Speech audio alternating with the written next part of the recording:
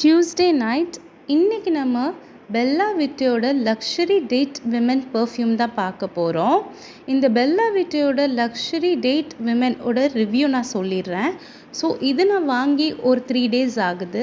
நான் இது டெய்லி ஆஃபீஸ்க்கு யூஸ் பண்ணிகிட்ருக்கேன். ஸோ இதோட ஸ்மெல் ரொம்ப நல்லா இருக்குது. இதோட ஃப்ரேக்னன்ஸ் இது ஒரு ஃப்ளாரல் ஸ்மெல் கொடுக்குது.